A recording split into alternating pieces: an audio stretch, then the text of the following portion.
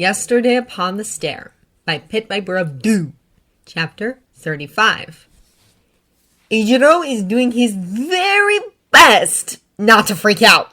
He's seen a bit more action than most of the remedial kids. One of the villains showed up at the facility at the tail end of the attack, and Blood King's the only reason he didn't get fried. But one little spot of excitement doesn't change the fact that he's been here the whole time, cooped up, safe inside, while all his friends have been risking their lives against another invasion. What was the point of getting authorized for combat if nobody was going to let him fight? He hasn't heard anything from Bakugo, not since the angry texts from earlier complaining about getting stuck with Todoroki in the test of courage. It feels so long ago now, and Ijiro can't reach him. He can't reach most of them, and because of that, he's stuck waiting around for everyone to trickle in from the woods. It's been slow. All of Class V has made it back one way or another, and just a handful of his own class are still missing. Uraraka and Tsuyu were the last to get in. Ijiro saw them run straight to Aizawa-sensei looking frantic, and they've been talking in hushed tones for almost a minute. In the meantime, Shoji's still gone, Tokoyami's still gone, Bakugo and Todoroki are still gone, Midoriya is still gone, and Yaoyorozu's been a pacing wreck because apparently they were paired up for the test of courage, too. Ijiro grits his teeth. He wishes he could be surprised that Midoriya ran off again, but it makes perfect sense. For a moment, it looks like Aizawa-sensei's about to run out when Ijiro spots them. Shoji and Tokoyami arrive, looking drained. Shoji makes a beeline for Aizawa-sensei and quickly grows a mouth to say something to him. Red and white hair catches Ijiro's eye, and he elbows his way through to Todoroki as gently as possible. Todoroki! Hey, Todoroki! This is a good sign. Todoroki was Bakugo's partner, and he's one of Midoriya's best friends. He'll probably know where they are. Dude, where have you been? You look wrecked! Is true. Outwardly, he seems as blank as ever, but it's paper thin. Todoroki looks exhausted, and it's not a comforting look on the strongest kid in class. He doesn't answer, and Tokoyami steps in. He shoots a glance back toward Shoji and Aizawa-sensei. There was a villain.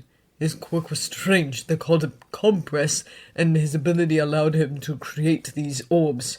He holds his thumb and forefinger apart by about a centimeter. Maybe so big, and his voice catches. They were not just orbs, but minuscule prisons. And Midoriya and Bakugo. Eijiro's heart plummets to his feet. Don't tell me. Did Midoriya get stuck in one of those? He has a handful of Tokoyami's jacket before he can stop himself. His mind punts him back in time, back to the mall, back to Midoriya's hollow eyes, and I just don't like being somewhere that's really small, but I can't go anywhere. That's bad! That's really bad! He can't... Midoriya probably won't thank him for telling someone about his severe claustrophobia, but he doesn't... He hates small spaces, he told me so. Where is he? Is he okay?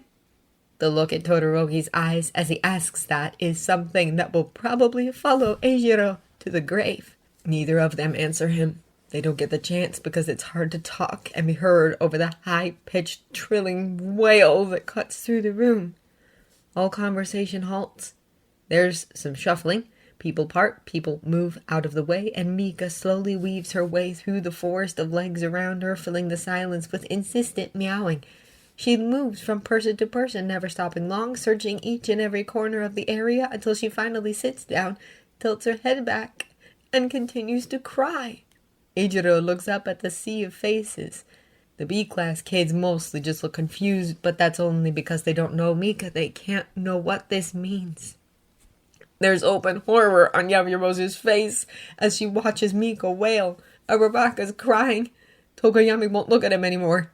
Aizawa-sensei looks like whatever Shoji just told him made him age 10 more years. Todoroki's the first to move. He doesn't say anything, doesn't make a sound. He just walks over to her, stoops, and hooks his left hand under her to lift her up. She wiggles, mewling in protest, but eventually lets him settle her against his shoulder with one arm. She still won't stop crying. Police and paramedics will be here soon. Aizawa-sensei's tight voice breaks the spell. His teeth grind so hard, Eijiro can almost hear his jaw creak from here. 2 students and a bro hero have been abducted. Your parents and guardians will be contacted. We're sending you all home as soon as possible. He walks out then, beckoning Shoji to follow.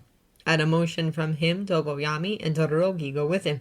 Slowly, Mika's cries fade into the distance, and the rest of the students are left in silence. Bakugo's gone. Midoriya is gone. One of the pros is gone too. Besides their teachers, Eijiro has only seen Mandalay, so who is it? Pixie Pup? Tiger? Ragdoll? Eijiro feels his back hit a wall before he even registers backing away. He was useless in this right from the start. He was utterly useless, all because he wasn't strong enough, wasn't smart enough. He couldn't pass the final, couldn't cut it in remedial class. He just plain wasn't good enough. If he had been, if he'd done well enough to earn just one night of play, he could have been out there with them. He could have helped. He could have fought for them. Having to ask a child to put out fires caused by villains is, in Shota's opinion, one last stab of failure for the night. Mandalay watches Kota closely, ready with a gas mask from Yaoyorozu in case her nephew shows signs of respiratory problems from the smoke. She keeps him to the edges, making sure he only keeps the fires from spreading farther, rather than trying to put them out entirely. Once the fire crew arrives with the police, she'll have him stop. Luckily, the fires have died down on their own since the villains left. Shota wonders if Dabi's quirk makes them more powerful in his presence. The looped path through the woods is completely clear of gas and mostly clear of flames, so they move in to search the area and douse more of the flames. They round a bend and Mandalay halts, bundling Kota behind her as she calls out a warning. "There's someone ahead! The villains must have left one of their own behind." 2 of them were left, Shota knows. Kendo and Tetsutetsu took down one, and Togoyami took out another. Probably the one that made this gas. Kendo from Class B told us about him. "It's not!" Kota says, and Shota almost jumps. The boy hasn't said a word since Shoji delivered news of the abduction. He hasn't cried, and he hasn't talked to anyone until now. He's clutching his aunt's combat skirt, watching the still crumpled form lying in the path ahead. "That's him!" he says. "He tried to kill me! Midoriya!" He has to pause for a moment before he can finish. "Midoriya stopped him." Shota motions for Mandalay to stay back while he checks the villain. If it turns out he's playing possum, then erasing his quirk and taking him out again will be quick and easy. With his quirk and capture weapon ready, Shota nudges the villain, then turns him over with his foot. He draws back with a sharp gasp. "Keep it back," he warns Mandalay. "It's not pretty." "It's okay," Kota says softly. "I already saw it." He hears Mandalay gasp sharply. Even from the distance, she can see the villain's face. "Kota, that's..." "I know," Kota says. "I know, I saw him on the news after..." It's him, Shota realizes. The villain who killed the water horse heroes 2 years back. The face and the scar are unmistakable once he looks past the blood. "Midoriya came." Kota's voice is tiny and muffled in Mandalay's skirt. "He came, and the villain hurt him, but he kept fighting him, and then he... In spite of Shota's advice, Mandalay creeps closer enough to see how the blood encrusting the villain's face centers around his right eye. He hears her breathe in sharply through her teeth. "He couldn't see," Kota says. "So we let him into the gas, but Midoriya got hurt. He got hurt because he was saving me and..." "This isn't your fault," Shota says. "But..." "It's not. This villain isn't going anywhere. Once the police get here, they can take care of the rest." "I know it's hard to understand. I know it hurts. But you aren't responsible for what other people choose to do. Besides, if it's anyone's fault, it's his. He was the one who let Midoriya run back into villain-infested woods just to pass a message a few minutes faster than he could have delivered it himself.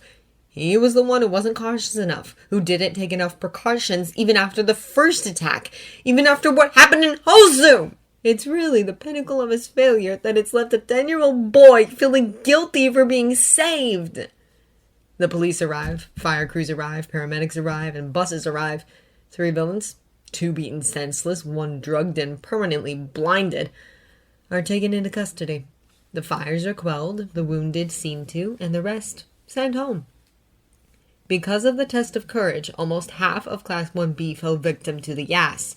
Of Shota's own students, only 0 succumbed, but plenty more need medical attention. Yaoyorozu and Togoyami overuse their quirks, leaving her undernourished and him exhausted. Urabaka and Asui have lacerations, some of which need stitches. Shoji nearly lost a limb to the villain Moonfish in Todoroki. He practically has to herd Todoroki onto one of the ambulances. Even if he hadn't spotted the telltale swelling of a broken wrist, Shota knows an acute stress reaction when he sees one. Midoriya's cat pitches a fit when the paramedics won't let her go with him. She follows the ambulance, yowling in protest until Shota catches her. She doesn't quite scratch him, but he feels claws catch in his sleeve until he brings her up to the folds of his capture weapon. She won't stop crying. Thankfully, none of the police officers comment on the unhappy cat in his arms. They look far too nervous to question things. Have you investigated the villain's rendezvous point? He asks. That was one of the details he got out of Shoji before he was whisked away by medics. Well, we found it. The three officers exchange glances, every one of them nervous. And? Look, maybe it'll be better for you to check it out yourself. The speaker has gills in his neck that flutter in agitation. No one wants to stick around there long. What do you mean no one wants to stick around? Shota snaps. He doesn't mean to be short with them, but he really doesn't have time for this. We have reason to believe that the area may be under the influence of a quirk, the guild officer explains. It's something psychological, but we aren't sure what it is.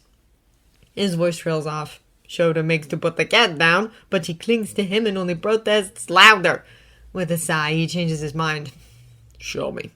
It's nearly a mile out from the main training facility, marked out with blackened scorch marks on the ground and eerily clean-cut branches and undergrowth where a warp gate must have opened and shut. When they get close, the officer's pace starts to slow, and before long, Shota finds himself at the front. It's not hard to make out why. The forest is still and empty, and Shota's conventional senses can detect nothing, but that does nothing to keep back the chills that crawl up his spine. The closer he gets to the rendezvous point, the more he feels it. It slithers in slowly but inexorably, starting at his spine and spreading like cold poison. Distantly, Shota remembers a geology lesson from middle school about how water seeps into the cracks in stone, then freezes, then melts and seeps deeper until eventually the stone crumbles. It's a little like that. The fear takes hold of him bit by bit, and it's all he can do to put one foot in front of the other to have a proper look around. It's familiar. That's the problem. It brings to mind things he would rather have forgotten. Mika shifts in his arms, crawling up to perch on his shoulders. His capture weapon keeps her claws from finding his skin, and he hears her purring. Not happy purring. Cats do it to de-stress as well, and Mika is very distressed. Emboldened by his progress, the police on standby follow him and spread out, carrying out their investigation in stone-cold silence. This isn't normal, someone mutters, voice small in the syrupy, thick quiet. This has to be a quirk, right? Shota nods tersely. I felt something like this before. You have? The speaker this time is someone Shota knows. Tamakawa Sanza is a common sight for anyone who works with Tsukuchi, though it is less common to see him with his ears flat against his head, his eyes unblinking and fully dilated, and the fur around his neck fluffed up with fear.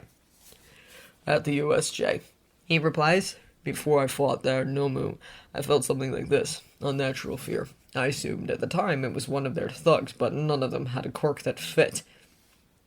The only ones that escaped were the Warpgate villain and the one called Shigaraki, right? Tamakawa points out. Their quirks are already accounted for. The existence of Nomu changes things, Shota points out. We don't know the extent of their research, and therefore we don't know what they're capable of. This looks like something a Nomu might have done, one of the other officers remarks. He's standing by a nearby tree, running his fingers over the trunk. There are claw marks scored through it, cutting through bark and into the softer wood beneath.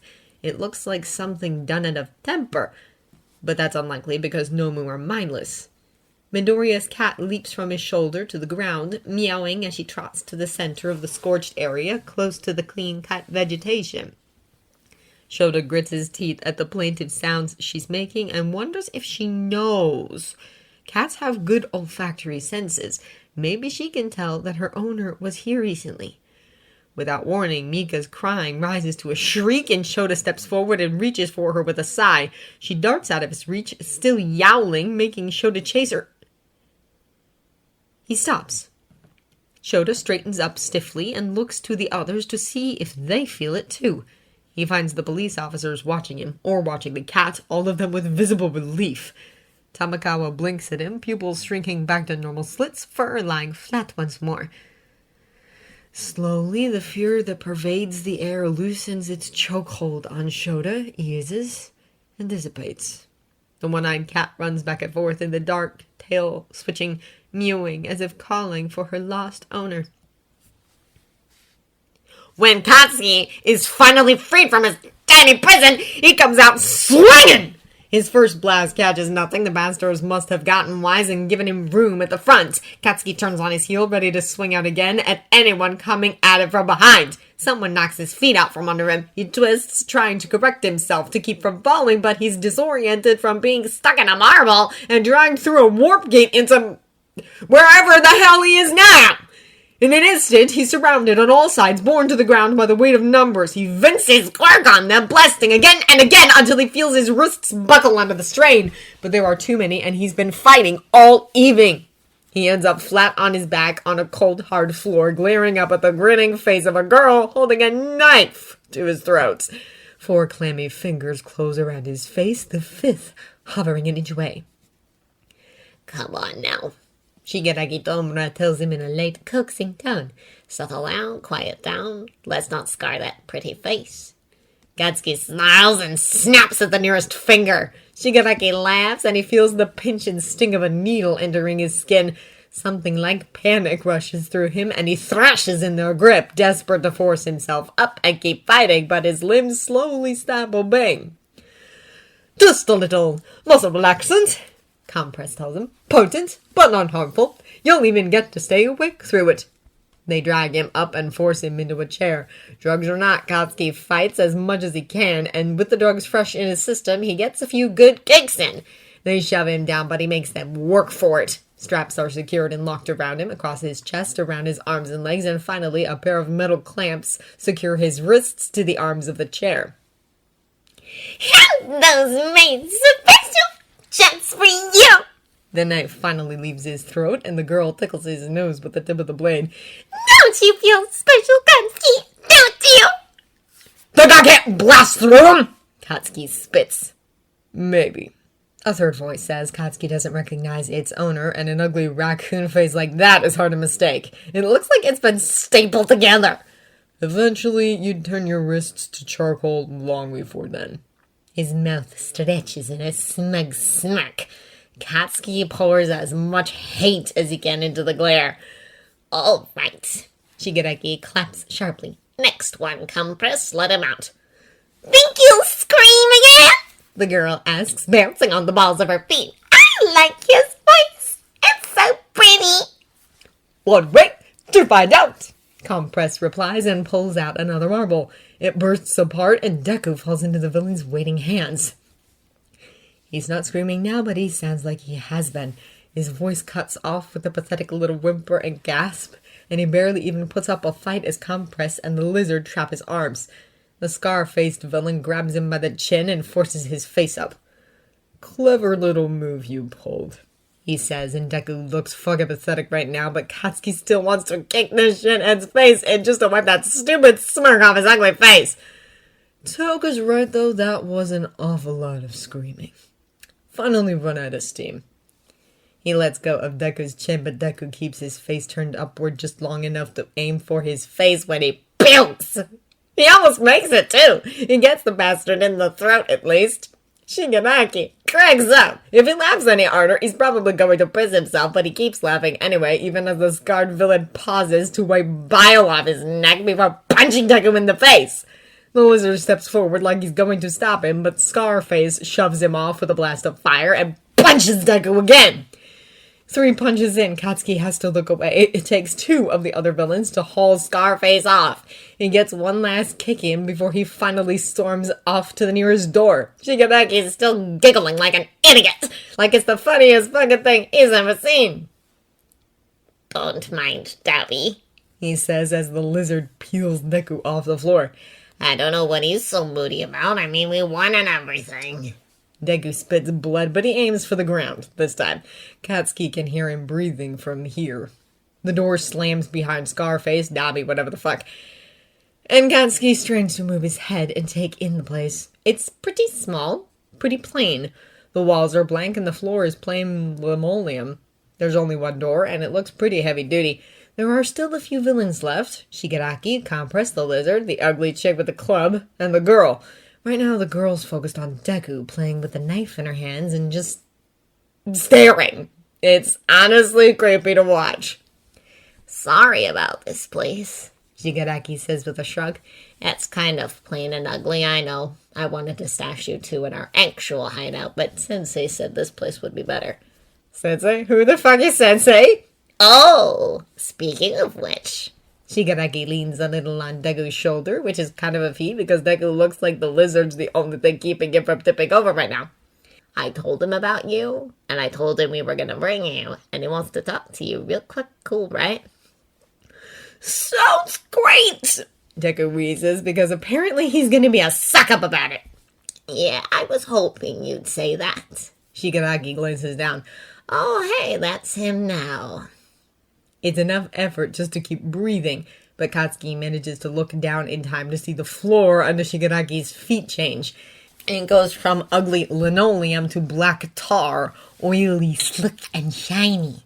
Shigaraki starts sinking into it and yanks Deku out of the lizard's grip and into the dark puddle with him. Somewhere beneath the blood and bruising on his face, Deku looks like he's ready to throw up again. For a split second, his dazed eyes meet Katsuki's. Cut!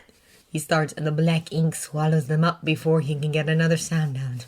The girl villain squeals. Oh, I can't wait till he gets back. He was really cute, wasn't he? You're only saying that because Dabi bloodied his face. The lizard sighs. He was cute before that, too. The girl pouts, then turns to Beam and Katsuki and fucking that is the creepiest thing he's ever seen. You're not too bad either. The tip of that blade skims up Katsuki's bare arm, and he decides then and there that she's the first one getting napalmed in the face. Who knows? Maybe you'll grow on me. We've got time. Her eyes glitter at him. We're gonna have so much fun together. It's crowded in this place.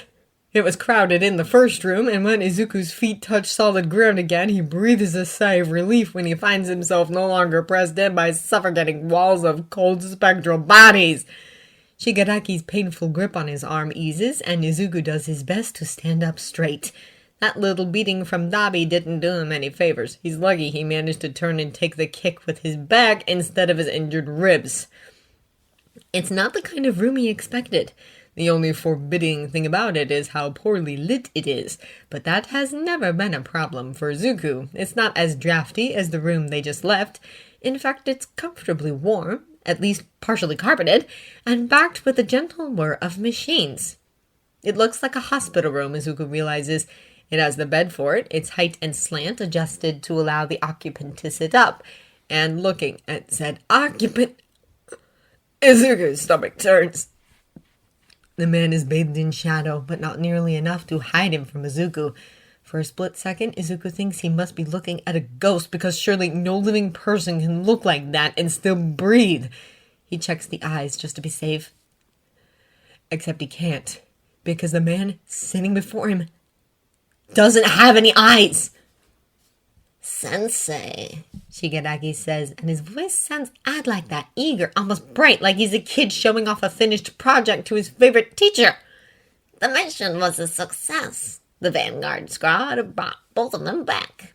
You did well. Sensei's voice is deep, his tone eerily distorted, probably from the wires and tubes stuck into his throat and face. I hope you don't mind me borrowing your prisoner for the moment. You've told me so much about him, and I couldn't help being curious.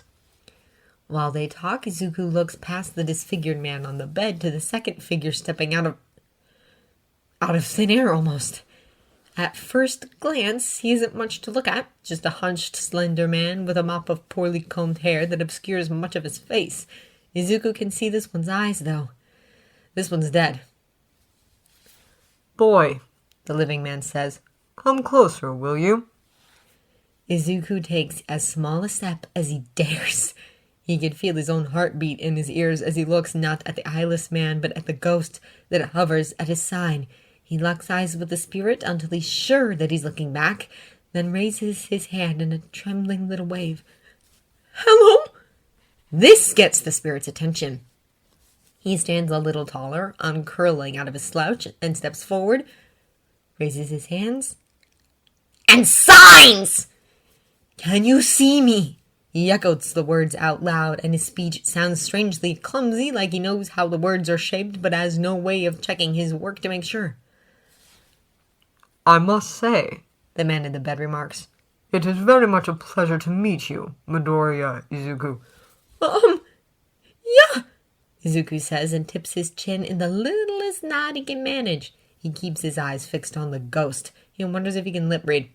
So, I guess you probably know who I am, but who are you? His voice cracks. Do you know Morse code? The spirit asks him. Or sign. If you are who I think you are, then you're in very great danger, I would hope you had guessed by now. says the man in the bed. If you haven't, then both I and my student have gravely overestimated you. And he's right, for all that he doesn't know that Izuku wasn't talking to him. He knows exactly who this man is. It's not a moment of realization so much as one of acceptance. Izuku has known who this man is since before he walked in, since the moment Shigaraki grabbed his arm and told him he was going to meet Sensei.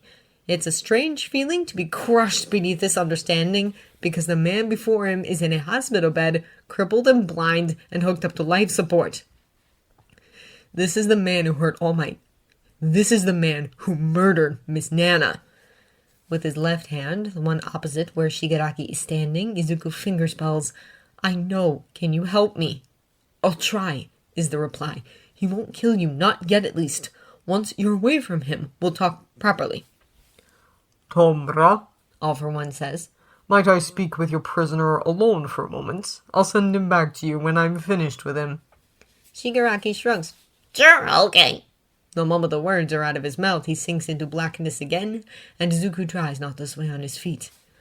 Please, All for One says, gesturing at a chair nearby.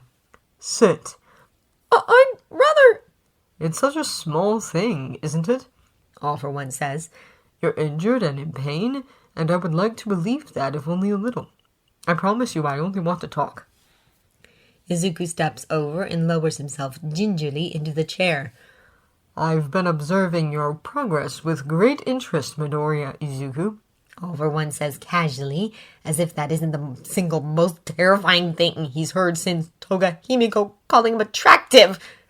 I can see why All Might chose you as his successor. Izuku's heart plummets. I don't know what you're talking about, he tries. In any situation that wasn't this one, it might even be considered a joke. But right now, Izuku's mouth still tastes like bile, and he feels his throat burn as it closes until he's gagging and fighting back the urge to vomit. Would you like to try again? All for One sounds almost amused. What do you want? Izuku asks. I know you're going to try to kill me eventually, so why? What do you want from me? Are you... His voice couches again. Are you going to take away my quirk? My dear boy, All for One says with the long-suffering patience of a teacher explaining a lesson for the umpteenth time. has All Might not told you? That quirk of yours cannot be taken by force, not even by me. Surely he's told you that by now.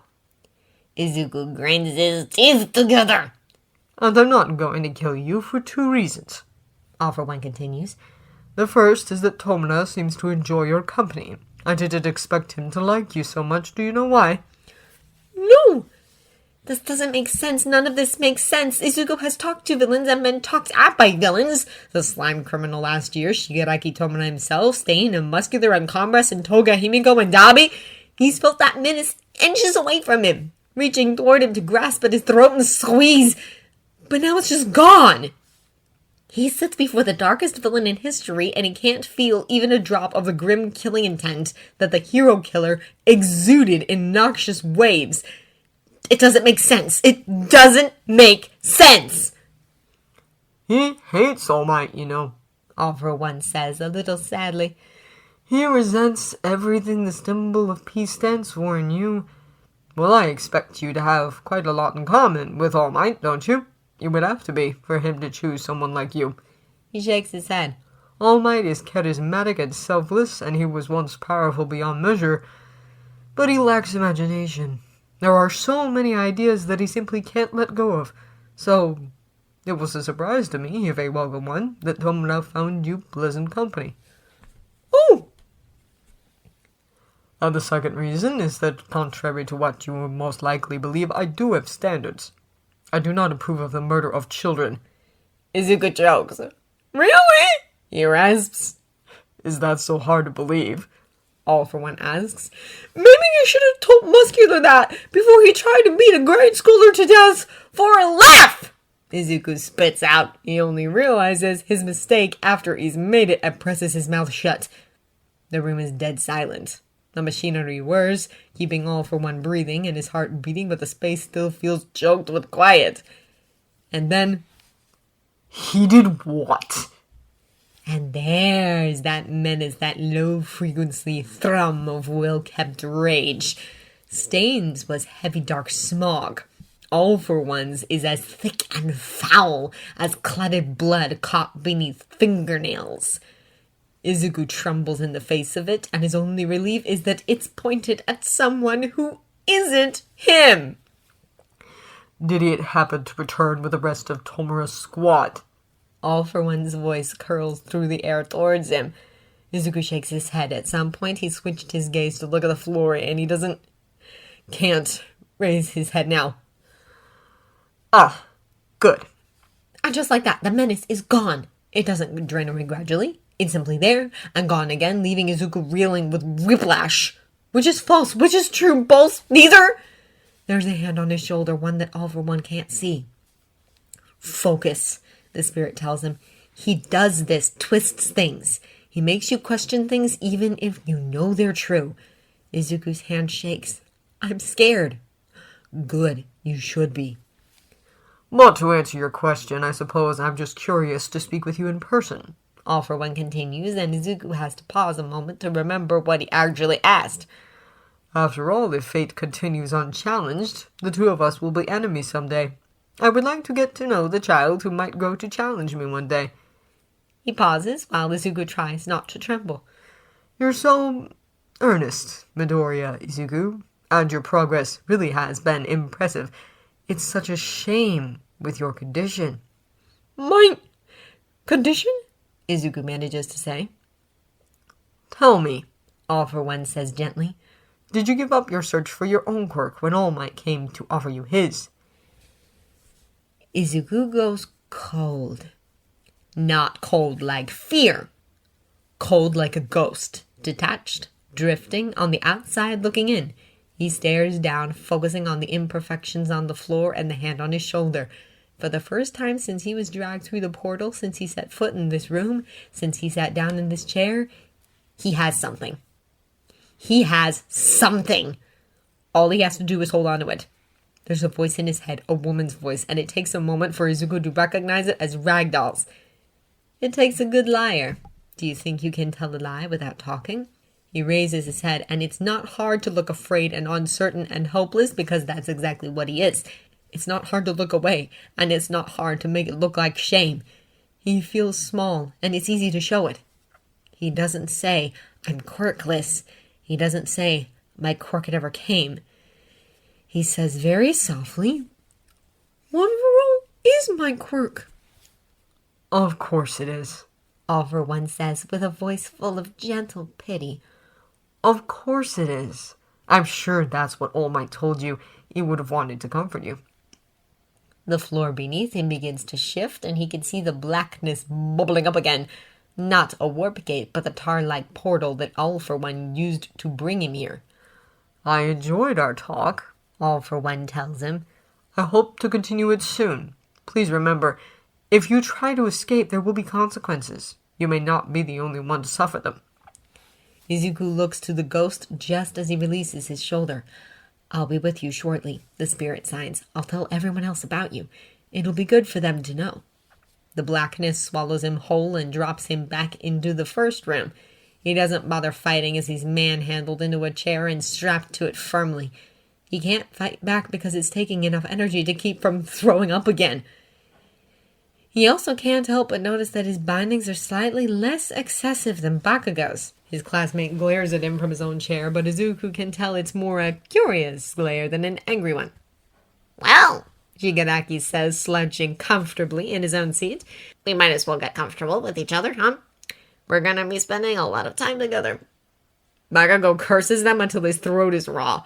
Izuku ignores him and ignores the villains. Spinner and Magnet and Compress are still here, and Izuku tunes them out until things quiet down for the night. Even villains have to sleep.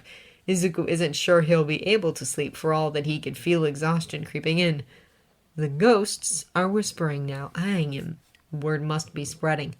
A tap on the arm jolts him out of a trance, not quite a doze. Izuku jumps, but the villains watching them pay him little mind. In a place like this, it's not out of the ordinary to jump awake at every little sound. Izuku's wrists are bound to the arms of his chair, but his hands are free enough to spell. Hello again, he says as the spirit crouches down before him.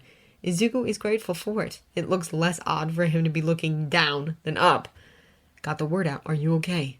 No, Izuku answers. The ghost smiles sadly at this, hair falling into his face. I will try to help you, he says. I'm not used to being able to act. It's been so long. A hero? Izuku wonders. He doesn't look like one. Maybe a civilian caught in the wrong place at the wrong time? Who are you? He asks.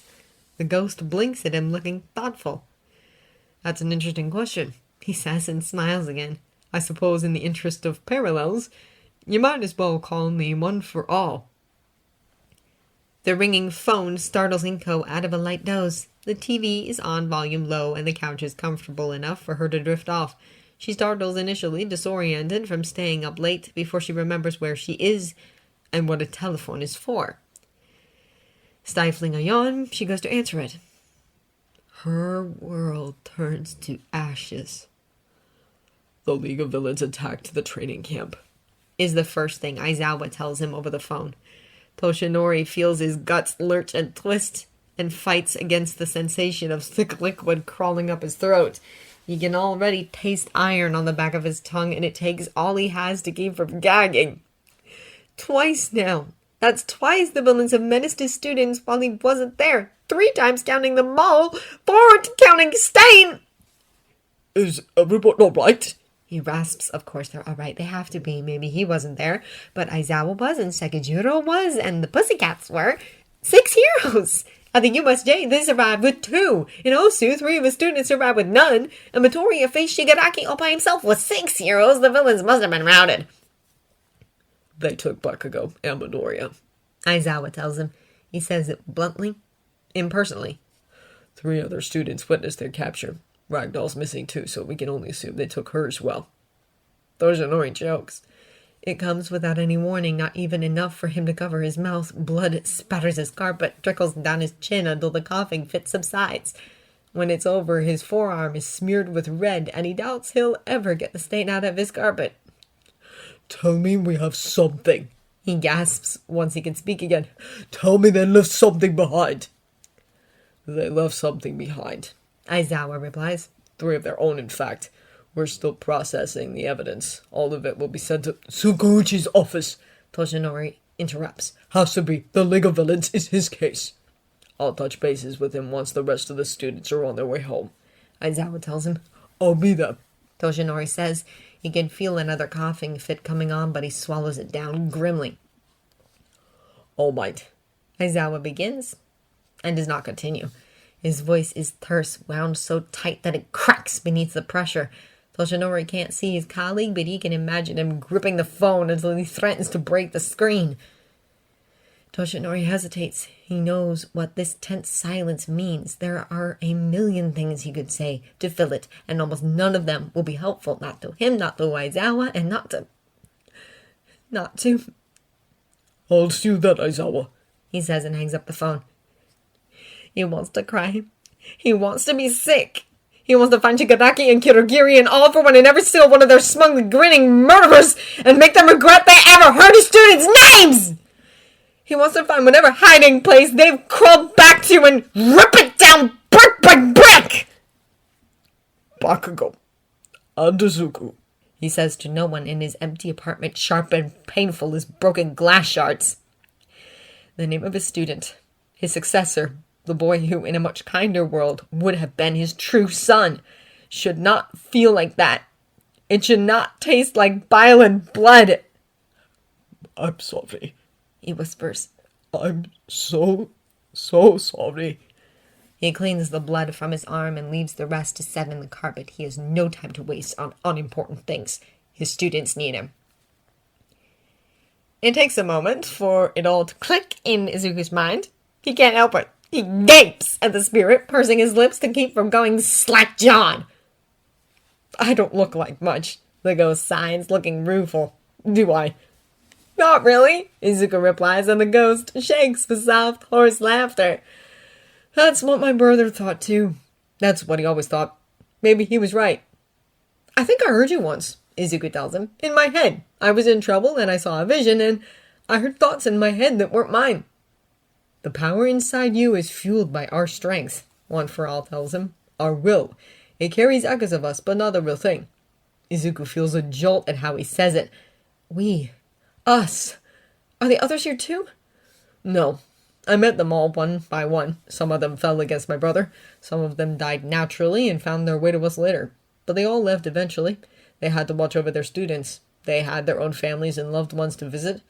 One for All's hands falter. But not me. My brother is all I have left. When he's finally brought down, I'll wait for him and we can leave together. I've been waiting for so long.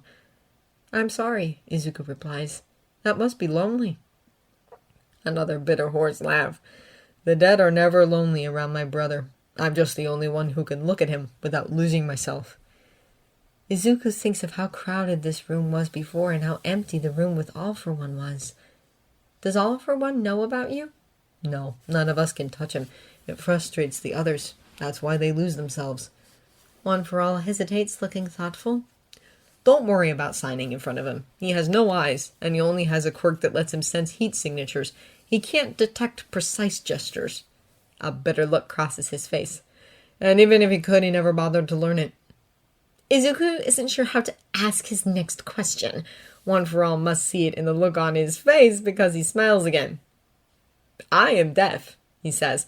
I wasn't born that way, but I was a sickly child. Too many ear infections added up, and then when he gave me a quirk, there were complications. He touches his ear. I was already hard of hearing then, but when I woke up after he gave me that quirk, the rest of my hearing was gone. That must have been awful, Izuku says, and wishes he could think of something better. His hands fall still, and so do the spirits. Izuku looks over to Bakugo. He has no way of communicating surreptitiously to him. Bakugo doesn't know sign, and he's pretty sure neither of them know Morse.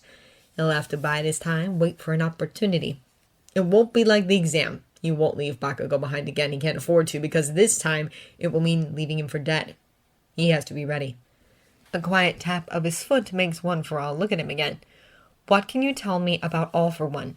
He asks. One for All's blank eyes narrow into a determined frown. My brother may be injured and blind, but he is still strong. He is still ruthless and clever. Be careful how you treat him, how you act around him, or you'll give him something to use against you. His hands curl briefly into fists. But he's also arrogant. And he knows he's clever. He likes to be clever. Any weaknesses? Oh, yes! One for All smiles grimly. The thing about my brother, Midoriya Izuku, is that he's an evil man. And evil men like power over people, so they like to see you in fear. He wants you to know you're helpless. And that means that more than killing, more than winning, he likes to talk. Izuku thinks about this for a moment. Good, he answers. I like to talk too. One for all blinks. Can you tell me about his quirks? That I can do. One for all pauses one more time before signing again. Do you have a plan? Izuku ducks his head so that his hair falls into his eyes, partially hiding his face from his captors. I'm going to let him have the upper hand, he says. And then, if I can, I'm going to break it!